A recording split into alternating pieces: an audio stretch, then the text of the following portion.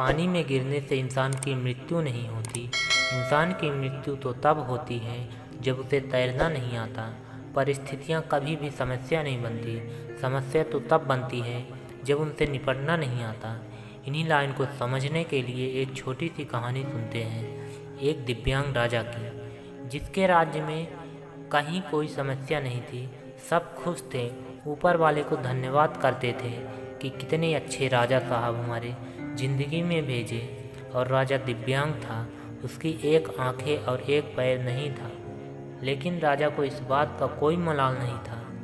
एक दिन राजा अपने महल की गैलरी में घूम रहा था और वहाँ लगी हुई पेंटिंग को देख रहे थे।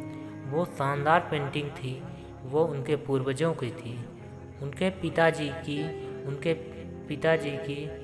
पिताजी की। और राजा घूमते घूमते उन पेंटिंग को देखते देखते निहारते हुए सोच रहा था कि कितने सूरवीर के ख़ानदान में जन्म लेने का मौका मिला। ऊपर वाले का धन्यवाद है। मेरे पिताजी इतने सूरवीर थे, उनके पिताजी इतने सूरवीर थे। वो देखता चला जा रहा था और जब आखिरी पेंटिंग देखा और उसके बाद खाली पेंटिंग को देखा तो चिंता में पड़ गया। उसे मालूम था वहाँ पर जो पेंटिंग लगेगी वह मेरी होगी। इस बात की चिंता नहीं थी कि वो मरने वाला था या मर जाएगा। मरना तो सबको है। चिंता इस बात की थी कि वहाँ जो पेंटिंग लगेगी वो कैसी लगेगी। राजा सोचने लगा कि मेरे एक आँख नहीं है, एक पैर नहीं है, इस गलियारे में इतनी शानदार पेंटिंग लगी है, मेरी वाली सबसे खराब लगेगी। उसके अंदर ही अंदर चिंता होने लगी। सोचने लगा कि मेरे मरने के बाद न जाने कैसी पेंटिंग लगेगी। एक काम करता हूँ, मैं अभी जिंदा हूँ, इसी बीच में एक शानदार पेंटिंग बनवाता हूँ, ताकि कम से कम ये तो सुकून रहे कि मेरी एक अच्छी पेंटिंग यहाँ लगेगी। तो उस राज्य में ऐलान करवा दिया गया, पेंटर्स को न्योता दिया गया कि आप आइए और राजा जी की शानदार तस्वीर बनाइए और शानदार इनाम पाइए। पेंटर्स आए और उन्हें मालूम था कि शानदार बनेगी तो शानदार इनाम मिलेगा, लेकिन शानदार बनेगी कैसी? राजा के तो एक आँख नहीं है और एक पैर नहीं है, ऐसे राजा की क्या तस्वीर बनेगी? और पेंटर्स सोच रहे थे कि इनाम की बात छोड़िए, अगर ख़राब बन गई तो राजा को गुस्सा आएगा और गुस्सा आएगा तो सज़ा मिलेगी। इसलिए बड़े बड़े पेंटर्स आगे नहीं आए। तभी एक लड़का आया और बोला, राजा साहब, मैं आपकी तस्वीर बनाना चाहता हूँ, मुझे 24 घंटे का वक्त दीजिए। बड़े बड़े पेंटर्स आश्चर्य में पड़े कि लड़का क्या चाहता है, फांसी पर लटकना चाहता है या राजा को गुस्सा दिलाना चाहता है?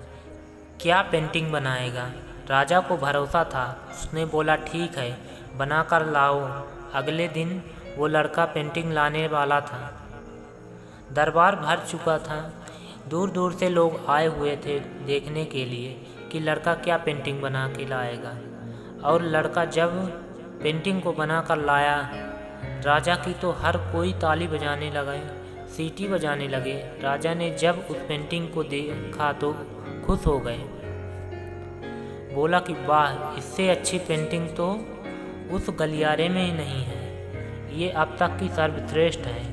राजा ने उस लड़के को बड़ा इनाम दिया। आप सोच रहे हैं कि उस लड़के ने राजा की क्या पेंटिंग बनाई होगी, जिसके एक पैर नहीं था और एक आँख नहीं थी। उस लड़के ने राजा को एक घोड़े पर सवार दिखाया। एक साइड से वो तस्वीर थी जिसमें वो पैर दिख रहा था।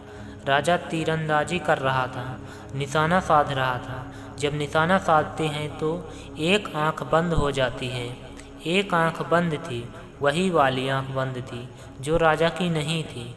तो इस तरीके से लड़के ने एक आँख बंद कर दी और एक पैर दिखाया, राजा को घुड़सवार दिखाया, निशानेबाज दिखाया और इतनी कमाल की पेंटिंग बनी कि वो अब तक की सर्वश्रेष्ठ थी। उस लड़के के पास चुनौती थी, संकट था, लेकिन उसने सकारात्मकता का साथ नहीं छोड़ा।